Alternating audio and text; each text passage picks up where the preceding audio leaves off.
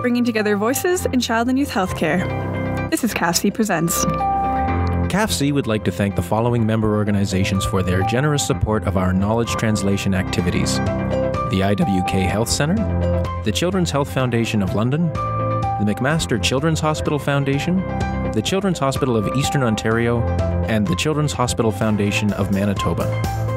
We would also like to thank the following Keystone partners for their ongoing contributions that support all of CAFC's programs and activities.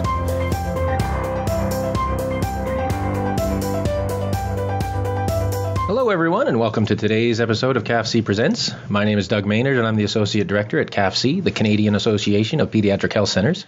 So today's webinar is titled MyChart at CHEO, and it's about connecting patients to their personal health records. Really interested in this topic, certainly a personal favorite of mine. As a technology guy, I mobile technology and all that. I've always wondered why I don't have more access to my health information on my phone or at my computer. And we're going to hear from our colleagues at CHEO about how they're taking a step in that direction, at least, to get more information to help patients and families manage their own care. So I'm going to introduce the panel here. It's my pleasure to introduce first Dr. Jim King is the Medical Director of Informatics at CHEO and is the co-chair of the co-chair. Maybe I think I missed something there, but he's also an electronic health record executive. He's an Associate Professor of Pediatrics at the University of Ottawa and is the Medical Director of Informatics at CHEO.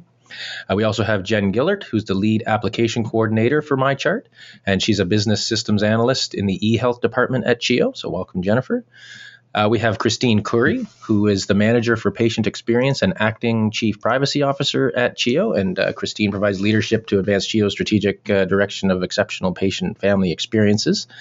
And also joining her, we're pleased to welcome Betsy Rubel, who's from CHEO's Family Forum. And Betsy is a mother of two children, one who had a 15-year journey at CHEO. So it's going to be really great to have the patient and family experience brought to this whole presentation as well. So welcome to all of our colleagues at CHEO, and it's my pleasure to hand the virtual podium over to Dr. Jim King. Over to you.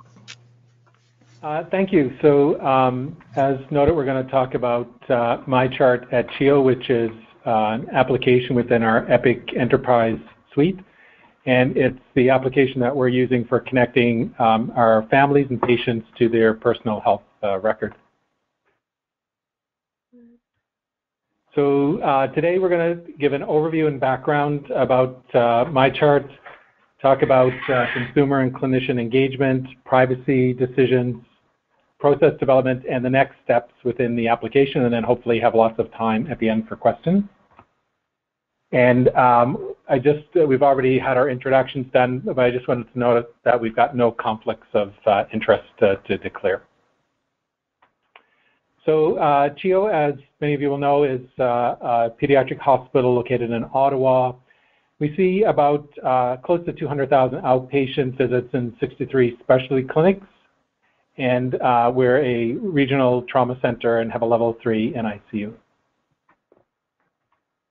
Our strategic directions, we had a review back in 2013, and we came out with five strategic directions centered around exceptional patient care, connected care, evidence-driven improvement, responsible stewards, and one team. And our journey towards our patient health portal actually has pieces that touch on each of our strategic directions. And the application with our EMR that we're implementing on is one of the pillars that we have on an ongoing development at the organization. So our EMR vision is to truly get to one patient with one chart, and for the actual application to be centered from the patient's perspective. We've been evolving from a best-of-breed or siloed application with multiple interfaces to a fully integrated system where we centered around our Epic Enterprise Suite that looks after our clinical ancillary and our patient access and revenue applications. So just in a bigger schemata, we have Epic at our core. We have our clinical systems, including ambulatory, inpatient, emergency, and surgery. our ancillary systems with our laboratory system, our pharmacy, our diagnostic imaging, and our hospital information management systems, and our administrative systems focused around our patient admission and registration and financials.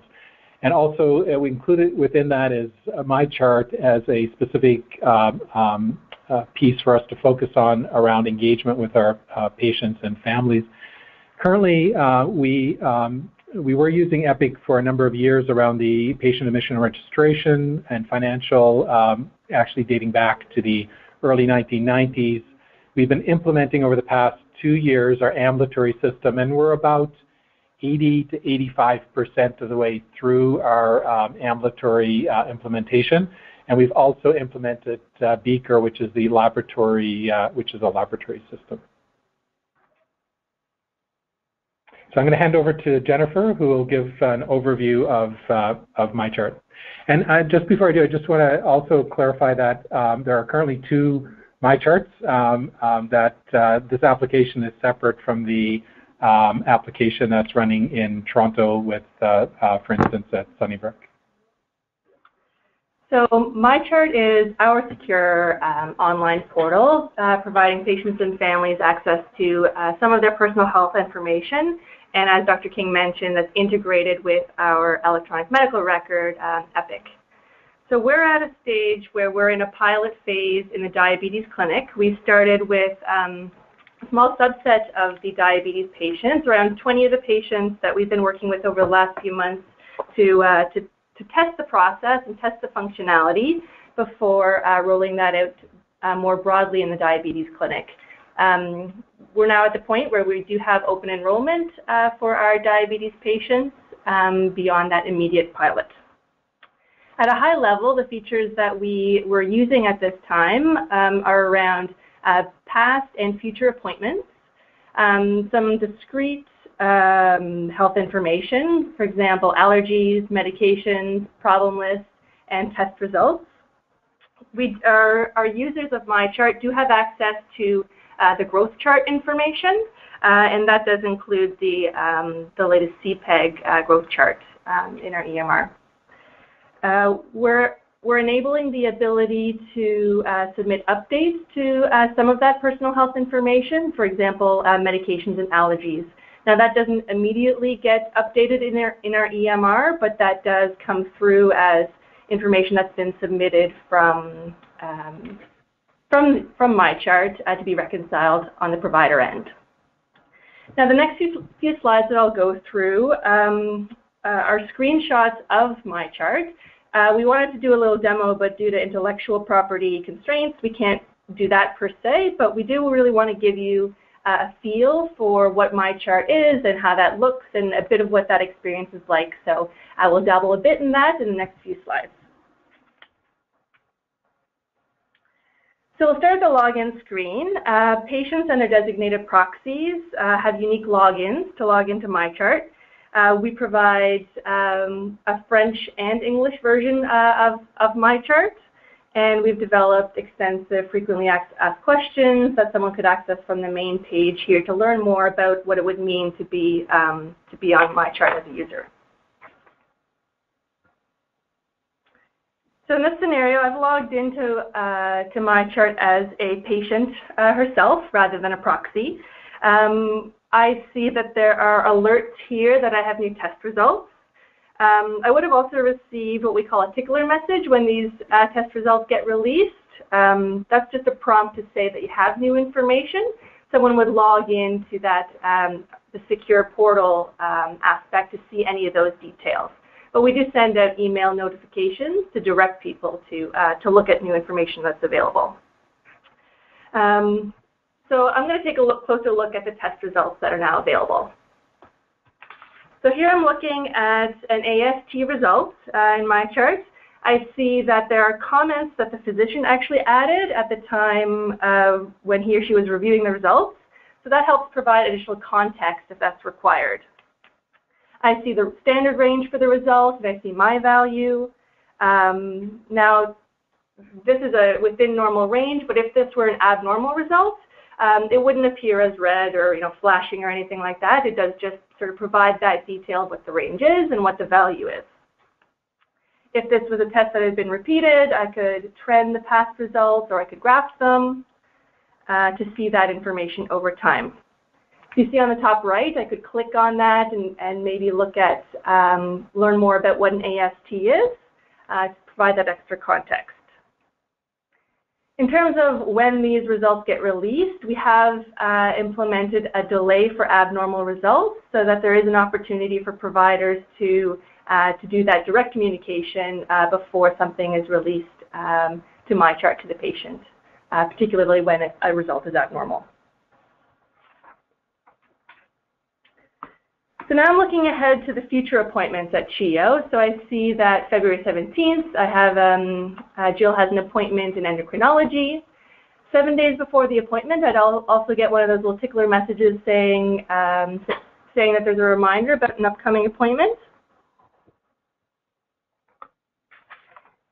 And I can look back at past appointments. So for an appointment that has occurred, I can see some detail about what actually occurred during that visit. So here what I'm seeing is actual patient instructions that were documented within Epic that maybe I got a paper copy of, but it lost a piece of paper. It's available here as a reference to go back to.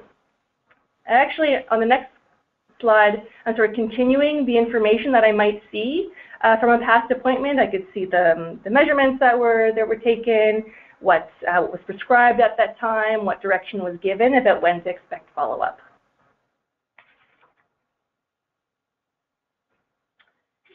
Other information that I'm going to see about my medical record, I see the health issues that are currently active in Epic. These are items that the provider would have put on a problem list and is then available to the patient.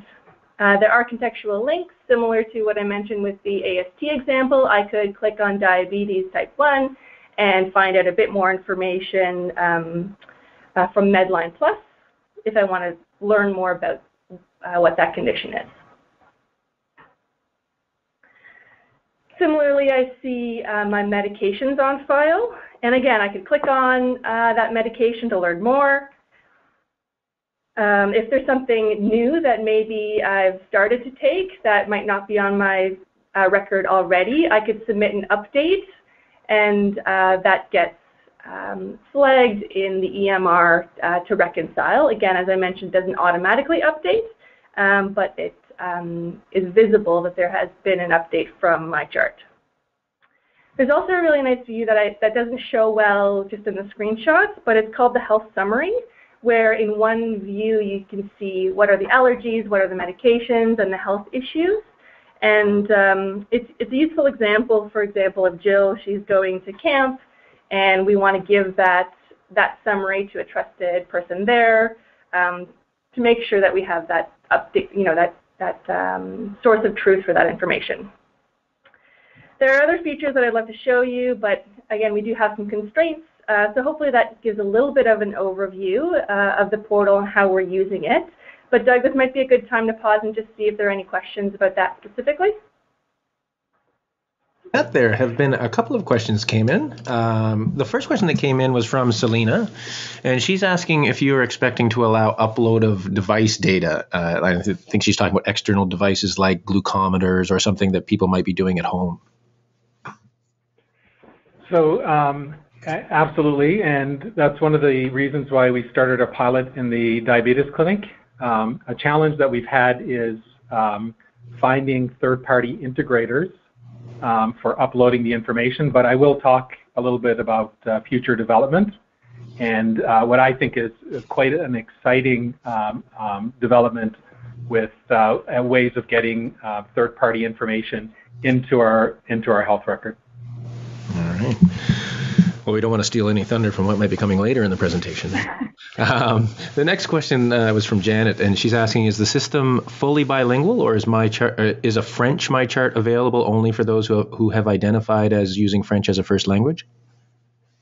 It's fully available. There are a couple straggling pieces that we do still need to translate, and that relates kind of to the particular messages that are sent out according to the language, but the full website is bilingual. Now, of course, the medical content doesn't translate, but the wireframe, so to speak, is fully bilingual. Someone could flip between French and English. It's a toggle back and forth between the two languages. All right. We'll take a couple more questions. We actually have quite a few questions coming in here, so I don't want to take too much time from the presentation. A lot of these are similar questions to these kinds of technical questions that I think we can answer at any time. So we'll just do a couple more, and then we'll let you get on with the presentation. David is asking, how is patient registration and patient technical support handled? Oh, we're going to talk a bit more about our enrollment process, which was definitely one of the complex processes to sort out. So we will talk a bit more about that. And in terms of support, we have a support line available through the CHEO phone number, and we have a support email, and we kind of share that between the expertise on the application side, as well as we tap into our help desk to help with that support as well. And maybe the last question we'll take is from Helen, and she's asking, can the various links, sort of information links that you had on the pages, can those links of the conditions, for example, be linked to other sources, or can additional links be added to the screen to give patients and families more information? In terms of the linking with the clinical content, it's designed to relate back to one source, which happens to be a source that we use in other areas of the hospital. So that has its own benefits. We do have the ability to add links in other areas of the application, just within the website itself, but linking to the clinical content, as far as I understand, there's the one source. So we've added, it goes back to Medline Plus, which we felt very comfortable with. We had internal discussion, and we wanted to keep consistency across the different page views and visits, that the information would be provided in the same fashion. But there is capability to do other linkages. Okay, and I'm wondering, I think maybe Helen is actually from Sick Kids, and I'm guessing that maybe she's thinking about linking it to their resource or the resource that they're part of about kids' health, or maybe the CPS, Canadian Pediatric Society's Caring for Kids. You could link to those resources if you wanted. Yeah. All right. So that's all the questions we'll take for now. We'll let you move on with the presentation. It sounds like some of these questions might be answered as we go along. But we'll certainly come back and make sure we address all the questions that have built up here at the next time you want to call for questions.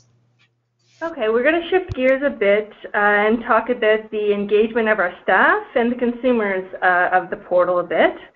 So at CHEO, we utilize the Canada Health Info Way change management framework developed by the Pan-Canadian Change Management Network. And as you can imagine, with a project of this nature, change management is certainly at the heart of the success, and engagement is a big part of that. So I'll just speak a bit to each of the kind of the blocks or the items in this framework here. And to be honest, the engagement plan could probably be a presentation on its own. So I'm really just going to touch on a few examples of how we've applied the framework throughout the pilot project here. So there was, in terms of governance and leadership, the MyChart portfolio sort of falls under as an extension of the electronic health record program governance. So our MyChart meeting committee, which we'll talk a bit more about shortly, does provide its recommendations forward to the EHR executive for ultimate decision.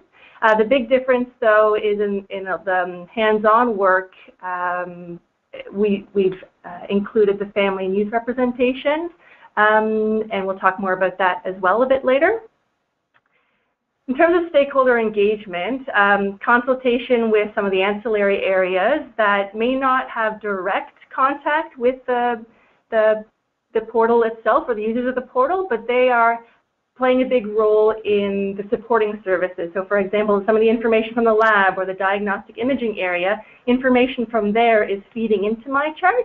So doing consultations about the concerns and questions with those groups was really important to help craft our messaging and identify important considerations from those areas that would have an impact on our MyChart rollout. A big part of our engagement is around survey and feedback, so particularly with our pilot group. We've had a close feedback loop and upfront expectations that we were going to be soliciting that feedback so we could learn from that and improve before more widely rolling this out. Workflow analysis played a huge role in that complex understanding of what the enrollment and deactivation process was going to be. You know, it's an organization-wide analysis that was required for that, and we'll speak a bit more about that a little later. That included the diagrams to refer back to as time progressed, and we could build on that as well. From a training and education perspective, from the users of the portal, we didn't do training per se. Our analogy we often go back to is when you sign up for online banking, you don't get training, but we consider this similar. You're able to log in, essentially able to navigate your way through, but a big part of the resource we wanted to make available was around those the questions that come up. What does it mean for me to share my information? Is it really secure? So having that resource available was much more important to us than training per se for our end users. For our end users within on the provider side, so our staff and physicians, there was an optional training for the providers to attend to understand what it means to release results, to release information. It was only 30 minutes, but obviously not everyone's able to attend that, and we did provide tip sheets around some of those features that could be accessible at any time. Communications, really reinforcing our key messages about what MyChart is and the role that it has through all our mediums. So with the internal communications, largely on our intranet, and the specific emails about updates and progress around our pilot and our project, pamphlets for the patients and posters in the clinic, now that we are more broadly enrolling patients in the diabetes population. So who was around the table from a MyChart team perspective to help us sort all of this out? So I can't stress enough how valuable it was to have such a wide representation around the table, because the project is really about so much more than the application. It has a lot of touch points and a lot of trickle-down effects and considerations. So we had strong representation from Family Forum, from Youth Forum, our patient engagement and privacy perspective. We had our vendor at the table from a technical perspective, communications, electronic health record leadership, clinical representation, application expertise, health records, and lastly, but very importantly, reporting and evaluation. And I'm going to hand it over to Christine to talk a bit more about the patient and family engagement throughout this process. Thanks, Jen. Can you scroll down the next slide? Oh, sorry. Yep. So at CHEO, we're fortunate to have quite an expansive setup for patient and family engagement that already existed prior to MyChart, and we really tapped into that when we talked about how are we going to engage families in this process, because obviously they're the main consumers of MyChart. So we do have a spectrum, as this diagram shows, of how we engage families, whether it's simply just letting them know what's going on through fact sheets. We consult a lot. And what we did, and why it's circled, is this is the level that we did for the MyChart project, which was to have a family advisor and a youth advisor right on the team. So just to say that, Betsy will touch on it more, but this is tapping into an existing process, and I'd caution against just launching in a random family into this process. These are trained advisors that we have at the table. And we do have other ways that we fully partner with families in terms of them doing co-design. We have experience-based co-design at CHEO, and so that's more on the other end of engagement. So just as Jim said, we have our 5 key directions of the hospital, and where engagement falls is obviously under the providing an exceptional patient experience. What's interesting is you'll see under there as well was the whole EPIC project, which MyChart is part of. So the way we engage families and youth at CHEO is either in the direct care, do we want to involve them in terms of some procedure we're doing on the unit? We look at involving them. How is our infrastructure set up? How do we set up committees? Are they on the committees or not? How do we survey families? That's more around the infrastructure. And then when we talk about patient engagement, we also try to embed our projects. So some projects we definitely lead through my group, but this is one of those projects where we're just trying to embed patient and family engagement within projects that are already going on at CHEO. So you'll see that broad list of just this year's list of what are our patients and families engaged at CHEO, and one of them being MyChart and the EPIC evaluation. So I'm going to hand it over to Betsy, who's a fabulous member of our family forum, and she'll explain more to you about that. Great, thanks, Christine. So I'll probably give you just a little bit of an overview of our family forum and youth forum, just sort of who we are and what it is we do at CHEO. So we are basically an advisory committee to the CHEO Board of Trustees. We're a long-time forum. We've been around since 1994, and our youth forum was established in 2004. So we have 2 really strong forums that have been around for quite some time and quite engaged in many, many aspects here at CHEO. For our family forum, we have a mandate of 20 members, and those members can be comprised of parents and youth. So the youth forum has the youth from age 12 to 19, but on the family forum end, we have the mandate of 20 members, and we also have some CHEO staff resource that also sit on that forum. We have people from many, many backgrounds, so some families who are new to CHEO, some families who have had cardiac experience, other families who have had children who have actually passed away and have remained on the forum as a way to give back to CHEO. And we have a lot of active resource that support and help us through many of our adventures. So where we are currently sitting on 17 committees and many task forces, so we're very visible. And when Dr. King sort of spoke about that strategic plan of that one team, I can honestly say from a family forum and youth forum member, when we sit at the tables, we never feel like we're outsiders or we're just people there. We truly are integrated as part of that team and decision making that's going on. One of the key areas we sit on is our Central Partnership Council. We have a pain committee that we have a member. French languages, because we are a bilingual hospital, so we always want to make sure that there is that representation. And then continuity of care is another key area. We also have 20 family faculty sessions that we do. So what we do here at CHEO is anytime there is new employees starting, we have a CHEO hospital orientation, and we have a family faculty member who provides the CHEO family experience, and we do a presentation just on the needs and priorities from a family perspective. We also speak to our medical students who come in, and then we also go out actually external to CHEO to the University of Ottawa, and then as well as Algonquin College to do a presentation to our nursing students as well. We have a member from Family Forum as well that sits on our CHEO Board of Trustees, and we're very connected with the Canadian Advisory Network as well. So this project with MyChart, actually we were quite excited when the need came in to have family and youth members actually sit on the MyChart project. So I was one of the lucky people who got to step up into this role.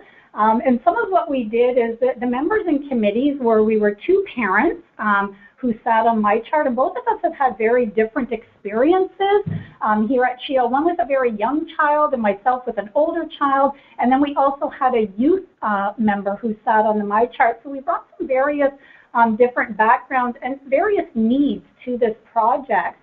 We had a really great linkage, so we would come to meetings, and the MyChart team, so Jen is our lead, was great in getting all of the minutes back to us. And what we would do is we would report back to Family Forum as a whole, And if there were ever any key things that we needed to bring back just to our executive member team, there were some key things that we would link back to our executive members. So if there were some decisions that were to be made, so the members that sat on MyChart did not make those decisions. Those decisions were brought back, and Family Forum as a whole was sort of integrated and part of some of that decision making.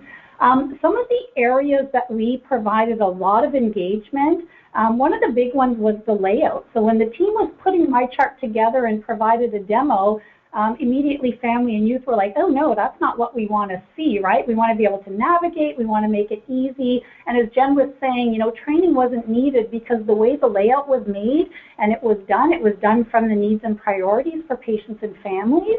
So it was very easy to navigate through.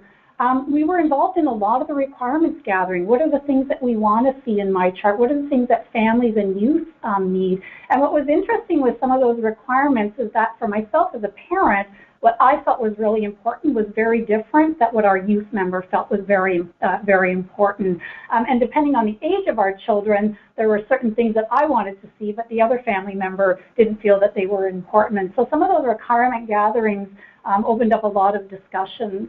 Some of the disclaimers, so there were disclaimers that families and forms that families were going to be filling out for membership and getting involved. And some of when we read those disclaimers didn't really make sense to us, so we provided a lot of key input on how that should look and how some of those disclaimers should read.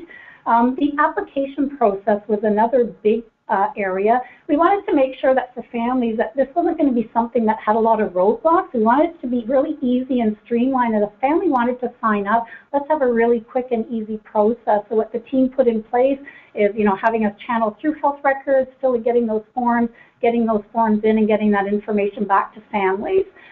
There was also a support line, as Jen mentioned, so there's a lot of support that's available for families.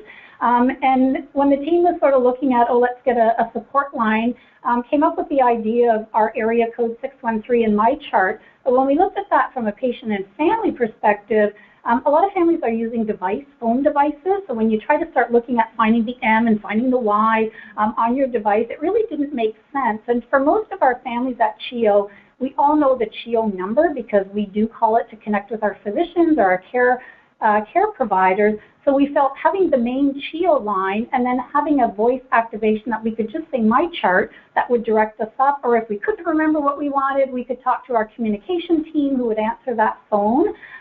So that was another really key engagement area that we were able to provide some great input. And then some two-way communication that Jen's going to talk about a little bit later. There's some, as she was mentioning, some developments that we're working on, and this is one key area right now that's sort of our moving forward and where we're going to go from here that we're providing some information to. So it's Christine again. Just to cover off, I'm the Acting Chief Privacy Officer for CHEO. We did have a privacy impact assessment done as part of the process for implementing MyChart. Some of the key areas we specifically reviewed in great detail was what is our vendor's capability around keeping this information private. It is a U.S. company, so of course we had concerns about PHI crossing the border, so to speak. So we looked at that in depth and our agreement with them on privacy policies. We've certainly had a relook at all of our existing privacy policies. Does it cover off the expected functionalities of MyChart? Our health records access, do our processes, are they matching up? And we certainly looked in depth at the consent forms. Being a pediatric hospital, there's the whole notion of when do youth become capable of taking over for their own release of health information. What we set as an age is 12, that as of 12 we really need the patient to sign whether or not the parent will have access to their MyChart account. So parents are not considered, when we talk about users, the parents are considered what we term proxies. So they are logging in on behalf of their child or youth. So they are not the main account holders at any time. So even if we have a newborn baby, that baby has an account and the parent is still a proxy logging in with their own consent in that case. And Jim, and to clarify around the where the information resides, because you may not have clarified it from the start, is The actual application exists, or the information exists within our secure servers at CHEO. So MyChart's an extension of the EMR, and the family logs in securely to that server. So the information doesn't go to any third-party external application. They actually come internally into our system to access the information. So the privacy considerations is always a great segue into the process development for the activation and deactivation of a new patient or a new proxy user. One of the key aspects, the driving factors around the process that we ended up with was the fact that, especially in our pediatric environment, any request around a proxy access would still need to be channeled through our existing release of information process, that validation that occurs. The next challenge was what unique identifying information could we use for that person sitting at home receiving information that their account has kind of been set up to log in that first time to set up their own unique username and password. So where we landed is a system-generated activation code that comes in an email, the date of birth of the patient or the proxy, and the medical record number of the patient that they are given as new as part of this process, the medical record number that they're given in clinic as that third piece of identifying information. I'll show on the next slide just a bit of a schematic of where that happens and by who. But just to talk about deactivation for a moment, from within the application itself, we do allow the patients to revoke access to a proxy, and want to mention that there are circumstances in terms of legal information that we receive where the privacy officer might intervene and there may be a need to deactivate an account. Not everyone likes workflow diagrams, but I'll talk to this at a high level. Our activation process really revolves from a clinic perspective initiating that request. Within the clinic, the patient or family, even the diabetes population, receives information and the enrollment form for MyChart. And when they've completed that form, the clerk in the clinic provides them that third piece of information I mentioned, their medical record number, on a cute little blue card, and reinforces that they should keep this safe and secure for when they receive the other information to log in. So they keep that card until further notice, and the clerk delivers that enrollment form to the health records department, where our health records supervisors are considered the MyChart administrators, where they do their background checks, that release of information process, and when proxy access, for example, is approved, they go into Epic, they activate that patient and create that proxy record that generates an email automatically that goes to that person with the instructions on how to kind of close the loop on the account that we've created, on how to log in the first time with their unique information. So that's a high-level look at our activation process. Hand it over to Jim. So I just wanted to let you know where we stand. So we are still early days. We did go live with our first patient at the end of September and then started activating a pilot in diabetes, where so far 26 of 41 families that we've approached have activated. Our understanding, so MyChart is a well-used application in a number of healthcare organizations in the U.S. And depending on the amount of marketing that you do behind MyChart, you get success rates anywhere from 20 up to 80%. So we feel that 63% is not unusual. We are just starting to roll it out to more families within our diabetic clinic. So we expect our number of users to increase quite exponentially. One of the nice things for the application is you get really robust reporting back on the usage by the module that's in the application. So we know as of February 1st, of our 26 activated patients, actually the numbers here were slightly on 19 activated patients, that we had 991 unique page views, so 52 page views per user. We know that we had 119 proxy accesses. We had people that looked at lab results 184 times. They actually graphed their lab results 23 times. They looked at medications, allergies, or problem lists between 55 to 64 times, and they checked their growth charts 36 times. So there's quite robust reporting in the background, so we can see who's looking at the system, what they're looking at, and then that can help us understand where we may want to focus our attention as well. So next steps at CHEO, as I mentioned, we're completing our rollout in the diabetic clinic, and as an extension to this, we'll probably be looking at our endocrinology clinic as well. We're doing a development around enabling secure messaging or two-way communication with our providers, and we're also doing an assessment of the amount of time in both our diabetic and endocrinology clinics. Our providers and support staff do a lot of telephone connection with families and patients. We have baseline data on the total number of telephone calls that they're receiving, the amount of time that a call takes, because we're documenting all of this, of course, within Epic now for the telephone communications from a clinical perspective. And then we're going to look at what happens after those patients go on two-way communication within MyChart and see if there's a substantial improvement in the efficiency for that messaging. We're also looking at how we define our strategy for our broader rollout at CHEO. There is a cost of approximately $2.60-something cents, depending on the U.S. exchange rate per patient. So this is by use per year. So you have to actually, even if you sign up for an active account, if you don't use it, there's no cost. But once you use it once in a year, there's a cost that's dropped. So we are looking at how we do roll it out. If we have a small number of patients, it's manageable. A large number of patients might require a different strategy. And we're also looking at where, from an organization, ownership should be.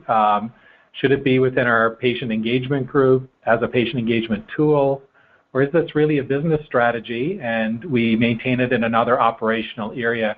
And what I mean by business strategy relates back to the two-way messaging, because it may be a way of decreasing cost with regards to communication. It may be a way of decreasing costs with regards to release of information. So there's a lot of different perspectives. Or do we just look at it from both a patient engagement and a business strategy perspective? And also we're looking at further engagement from our family forum and youth forum. We do have certain criteria we set for release of information, and we want to connect to make sure that we're meeting both our patients' needs, and we're also doing it in a way that's respectful of release of that information from our providers' perspective. Long term, there is a lot of functionality in this application. It really is quite amazing when you consider what you can do, but you can actually do self-scheduling. So we could open up, because it's natively embedded right into our EMR application. We could allow people to get access to scheduling to their own record and to schedule their own appointments. There's ability to build questionnaires within the application that could be filled out before the patient comes into clinic, or it could be developed for doing research or quality improvement surveys. We could share notes with our patients and families, so we could actually open it up so the full progress note or the full consultation note would appear within the chart. And you can also do video e-visits directly through the application as well, so that you would be at home on MyChart and you could open up a secure video connect with your provider. And then I think the next thing is actually potentially limitless about what could happen, and it's potentially even a bit daunting, but from a population health and disease management perspective, for those of you with iOS apps, iOS 8 on your iPhone, you know that Apple has embedded the health app right into the operating system. And on the far left-hand side is a Riding's blood pressure, wireless blood pressure monitor. They also make O2 saturation monitors. They make heart rate monitors that are wireless. That information can be wirelessly transmitted into health. You can use your health kit, and Epic has a relationship or is developing a relationship with Apple. You can then send that information from health to your MyChart mobile app. And then from that MyChart mobile app, you can actually send that information directly into your EMR. So this gets back to the ability to upload third-party information like glucometer information, any information that could potentially be built to access to Apple Health would be available to be sent seamlessly to MyChart and would be available to seamlessly actually add right into our EMR. So I think that has a lot of potential for the future, and we're quite excited about exploring that further. And then we're going to open up for questions. I'd also like to note that we were part of the Consumer Health Program with Canada Health Infoway for funding for the build and implementation of the application. All right. Well, that's certainly lots of great stuff for the future. The connecting with the iOS, et cetera. I mean, that's really something to look forward to. We do have quite a list of questions that have been built up here, so we'll just jump right into them. Karine has asked, will all specialists be using the system? And I think maybe even thinking the multidisciplinary team, is everyone going to be entering information into the system? Yeah, absolutely. And so it will be on an integrated EMR throughout our organization, and MyChart has applications that work both in the emergency department and on the inpatient side. But as I mentioned, we're about 80+% through with our ambulatory implementation. We have another wave of clinics going live within the next few months, and we'll be through the vast majority of our ambulatory services, and all clinicians, all providers are documenting within the EMR. All right. Bonnie was asking about the message center. She noticed, I think, during the screenshots early on. She was wondering, well, her question is who manages the message center and who responds? And I'm also maybe I'll add, what is in that message center? Is it sort of I think it was partially the reminders about appointments and that sort of information, but is there other information in that message center that needs to be managed by a third person? So part of where I was taking that screenshot, not all of the functionality that you might have seen there is available now, but there are some certain reminders that do go to the message center. But once we're live on that two-way messaging, that will be the hub for those communications. So there's a feature called medical advice requests where we have a defined list of questions that, a non-urgent medical question or a prescription question that a patient could send in to their clinics. That is then, there's a number of ways those can be managed on the provider side, and those are the details that we're about to embark on sorting out. Is it a pool of people that are managing? Do people want to get direct messages? So that's part of our next steps. All right. And Justin sort of asked a similar question. He's asking about, is it possible for that to communicate with a provider through the system without having to go in for an appointment? You sort of answered that, and even for the future, having the video appointments. Is there anything else you can add to that piece of it? Yeah, and I think Dr. King mentioned a bit of looking at the reporting. So, for example, when we enable that two-way messaging, will our telephone call numbers reduce? Because it's all coming from that same system, we will have that reporting capability to learn all sorts of things about that impact.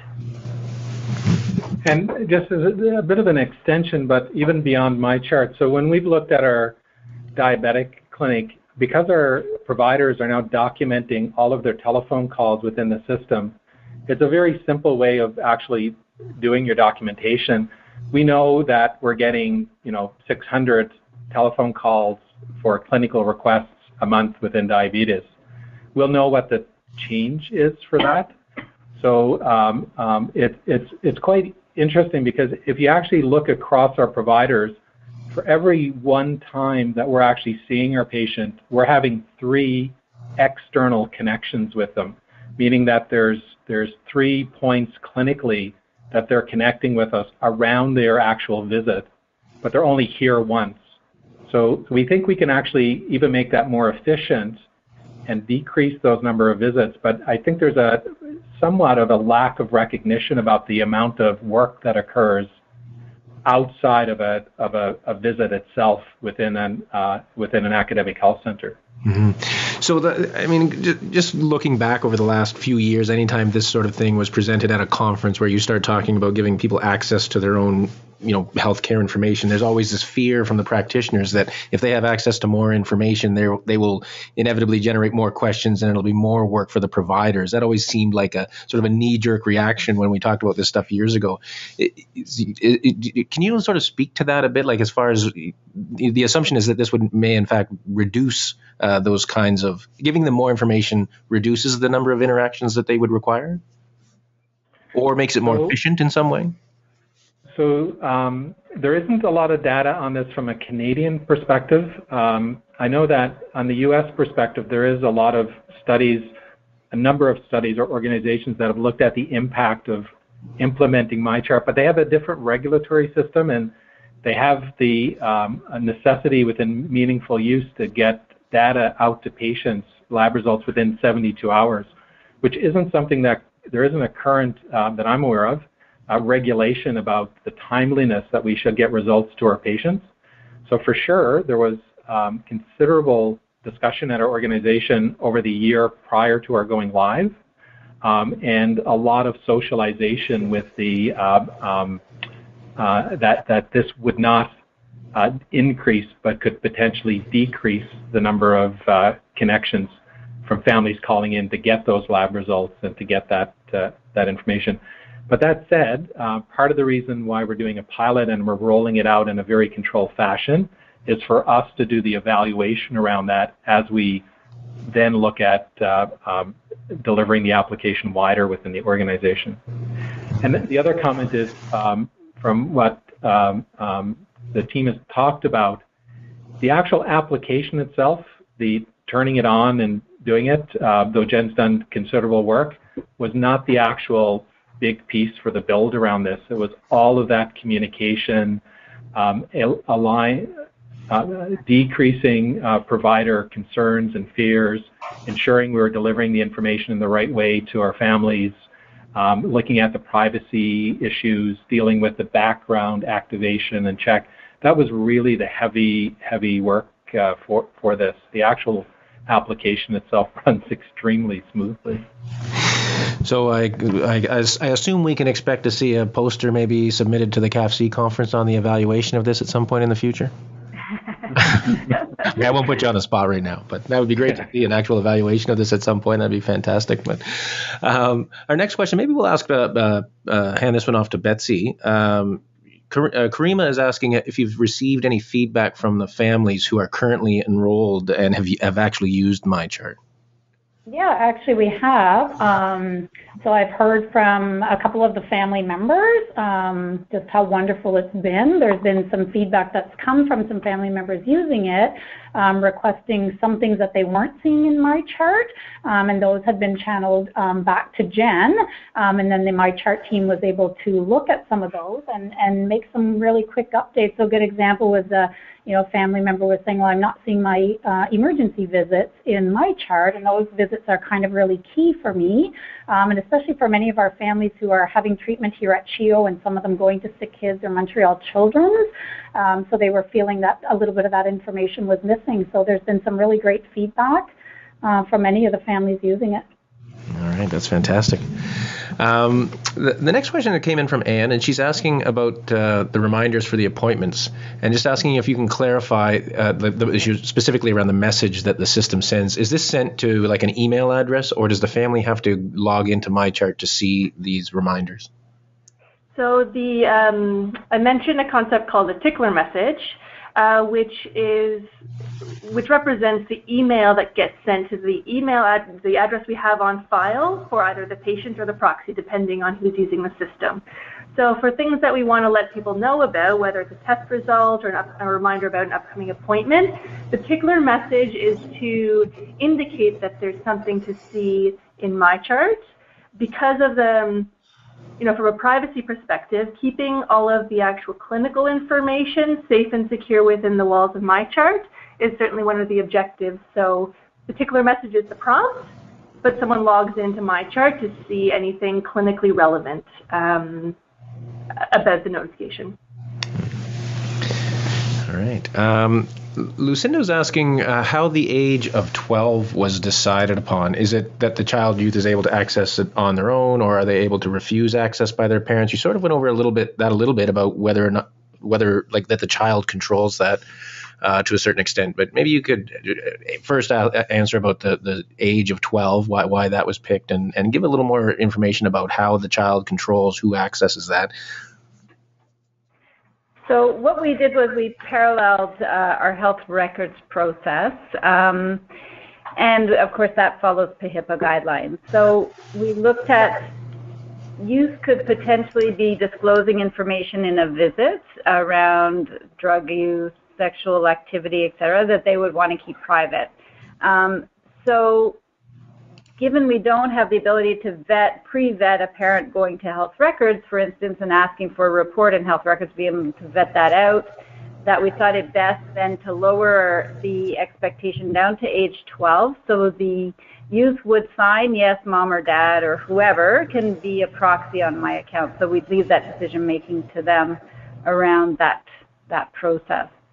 So that's how it's decided. Now, certainly, as with any organization, you'll have youth that are not able to be capable. You're severely developmentally delayed youth, and if they are found incapable, of course, by the practitioner, then the parent could automatically sign up. But otherwise, we presume capacity, and as of age 12, we ask the patient sign off on any parent proxy access.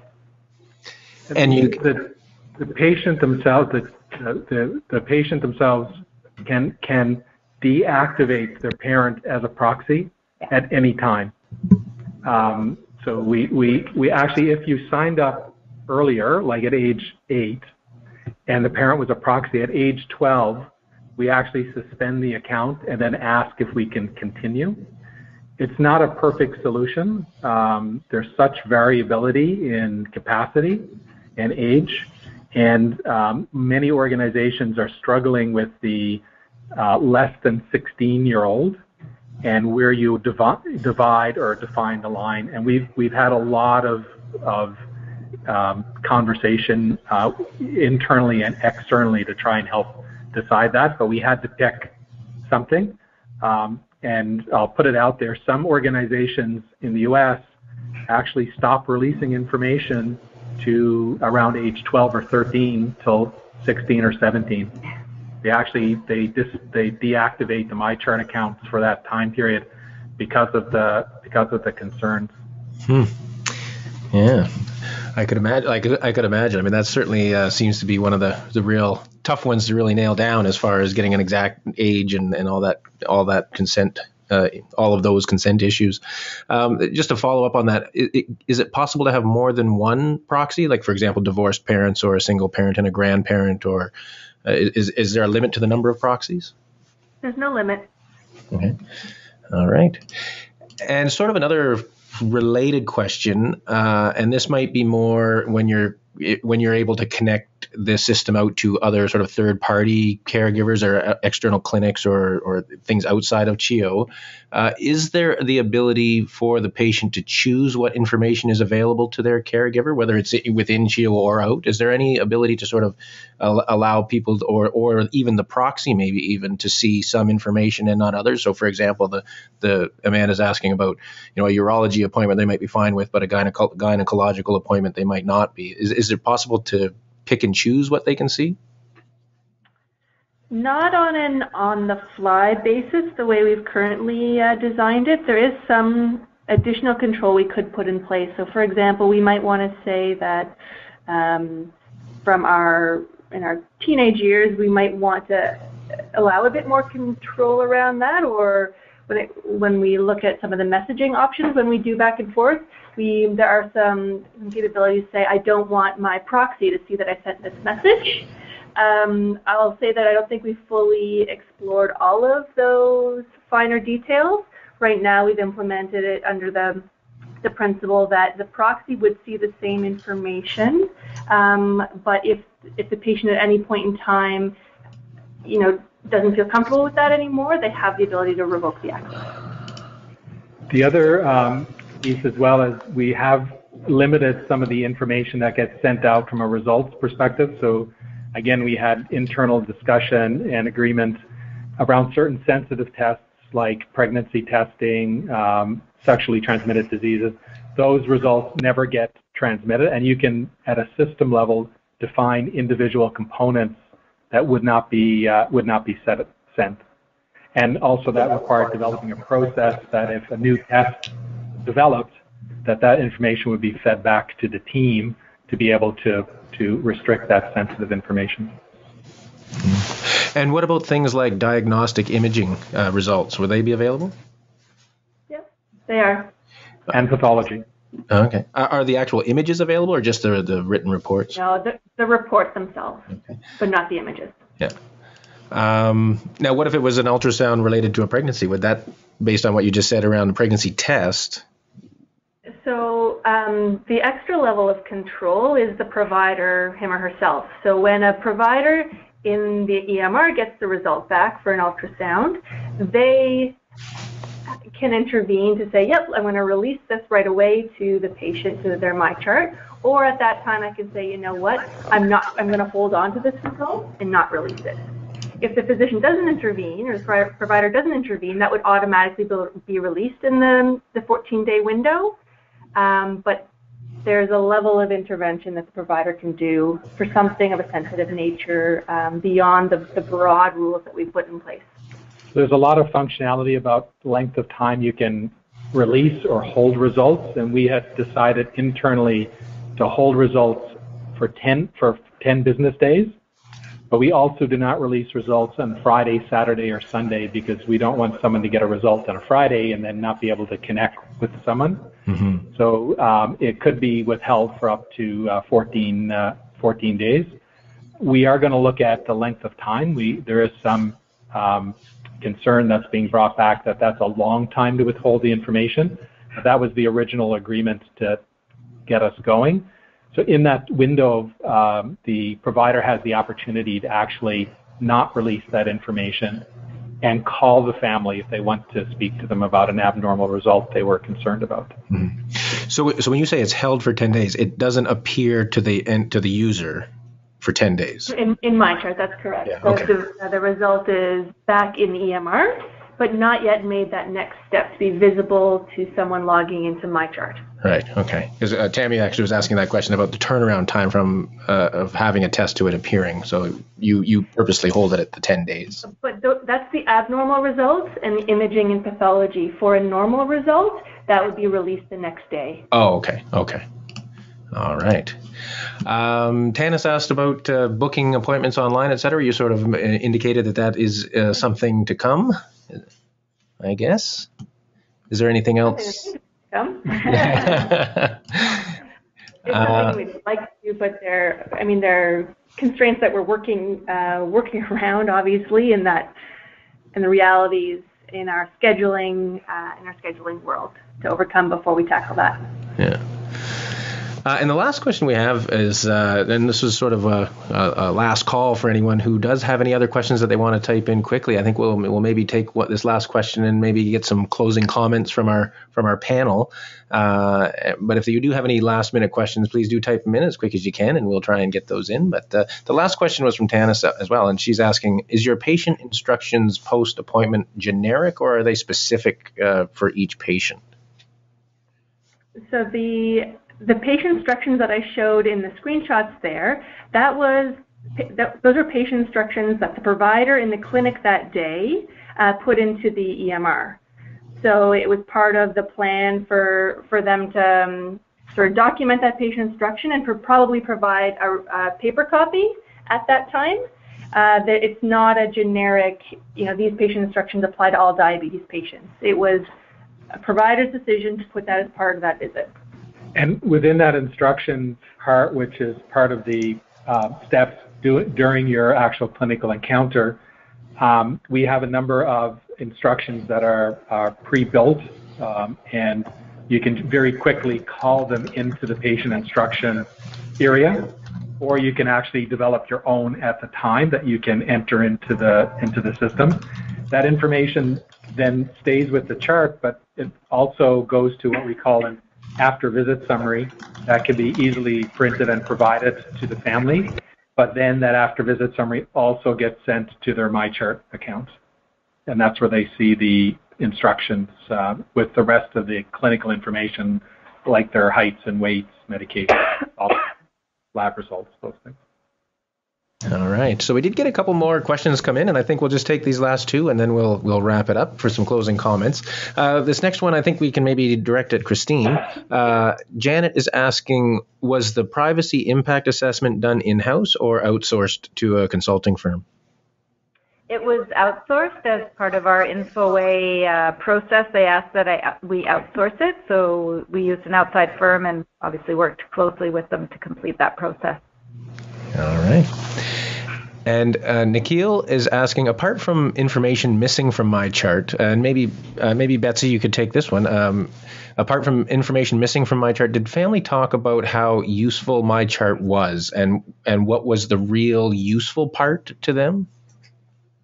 It kind of varied. So I guess like every parent and every youth have different uses and reasons for the MyChart. And I know for myself, from when I was looking at it, I thought the health summary was key. It was the best thing ever. And when we looked at some of the reporting, it was one of the least things that was touched. Maybe when we get closer to camp times, we might see that. As kids are going to camp, parents would look at it. I know labs are always a really high key area for families, being able to grasp things, because today we have a lot of stuff when we were coming into appointments, the providers would hand you the handout. So the key thing that you could take lab results and you could start grafting them, because as parents, especially parents who have children with, chronic and long-term illnesses, you kind of become the gatekeepers for those children, and you kind of become like a provider, so when things aren't looking good. As well. So I think it really varies across the board. With our diabetes team, because it was a very select group, I think if we start rolling it out to more of our families, we're going to start seeing different areas that are definitely going to be touched, I think, within the MyChart, just based on, illness and like our complex care teams and stuff. And I'll just add something else in terms of getting some more of that feedback. We started a little email campaign, sort of a weekly message to our pilot patients to say, here, this week, look at the health summary. Are you seeing what you expect? What do you think? How might you use that? So we are getting some more feedback on a weekly basis right now that we'll pull together and have a bit more of an evaluation from that feedback. And I think that's the end of the questions. Well, there is one last one where Tammy's asking, is there an approximate time frame when MyChart will be available to all CHEO families? What's the timeline look like on that? To be determined. To be determined. Okay. We don't want to put you on the spot, I guess. All right. Well, sorry, go ahead. Keep in mind, as we roll this out, somebody who comes in for a quick one-off visit probably really wouldn't benefit from having a MyChart account. It's more for people, it may be more for people who have recurrent visits, recurrent information, scheduled appointments, and that. So we'll see sort of how that plays out for the number of families. But as I mentioned, most organizations, even when you anticipate really high engagement, probably hit in that 40 to 60% range. Mm-hmm. All right. Well, that is the end of the questions. So why don't I just hand it back over to the team at CHEO for any closing comments that you'd like to sort of end with. I mean, this has been a really positive experience. I think when we start looking at the personal health record at CHEO and the potential that that brings, it's, for me personally, been a big shift in the stakeholders to consider, folks to involve, and it brings a whole new set of considerations in terms of electronic health record technologies that we're implementing in all different pockets, but really having that patient and their family as the consumer is a whole other world. Yeah. Dr. King, Betsy, Christine, anything from you guys?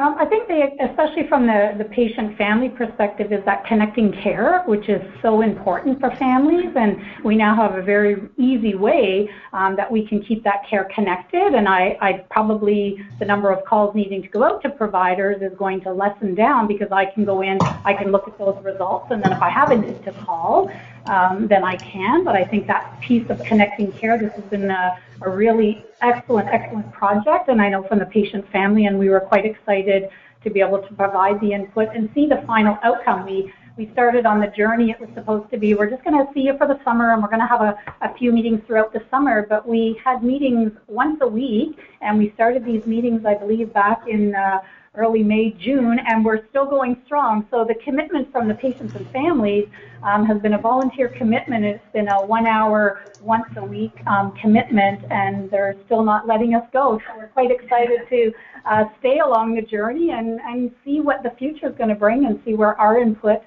can be provided to really make this an excellent patient experience, and see the final outcome. Because I think as we go and get feedback, I can see this team tweaking and moving along and having a really excellent MyChart portal for families. I think it's improved our transparency. It's challenged us to address a number of ongoing issues, and it's created an openness around sharing information. And things that people might have seen as threatening in the past aren't as threatening. And it's providing a good insight into unique new ways that we can actually deliver and manage our patients and connect and provide them the information to do their management with their care. So to me, it's been a wonderful, great experience. All right. Well, thank you to all of our presenters. I think Jen said before the call started that she felt this was a small step. I think this was a huge step. I think, this, as I mentioned, this is something of a personal interest of mine as to why it's taken so long for organizations to get to this point. I think we know why now, because it is complicated. There's lots of interconnected issues with the privacy and the consent issues and the age of the population we deal with, et cetera. So I guess we know why it takes so long, but it's great to see an organization like CHEO that's really taking a lead on this. So congratulations on the work you've done so far, and you've certainly laid out a real interesting vision for the future, connecting with consumer devices like the iPhone, et cetera. I mean, it's really something to look forward to. So thank you for the great presentation, and good luck as you go through this process. Thank you. Thank you. Thanks. All right, and thank you to the audience for joining us. We do our webinars every Wednesday at 11 a.m. Eastern Time, and it's always great if you can watch live, as your questions and comments really enrich the discussion, as you can see. But if you can't watch live, we do record these. We had a couple questions about is the presentation going to be available afterwards, and yes, we do record these sessions and make them available on the Knowledge Exchange Network.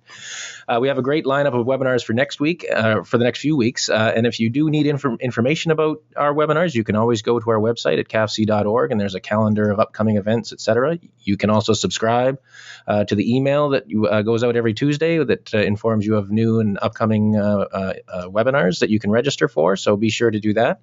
Next week, on February 11th, we're very excited to welcome researcher Diane Oban and the host of CBC's White Coat Black Art, Dr. Brian Goldman, to talk about healthcare practitioners and their experience with shame after making a medical error and the impact that has on their health and well-being, the health and well-being of the practitioners. So that's going to be a very interesting conversation with those two.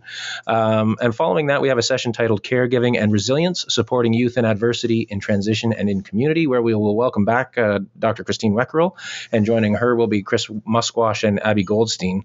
And following them, we have Virginia Wright, Jeanette McDougall, and Patricia Baldwin with a session titled Quality of Life for Youth with Chronic Conditions, Learning from Youth and Parents' Perspectives, and we'll hear about their research recent research and report on the quality of life of children with disabilities and chronic conditions. So some really great topics coming up. Hopefully we'll see many of you on our next webinars in the coming weeks. So hope to see you back. Bye, everyone.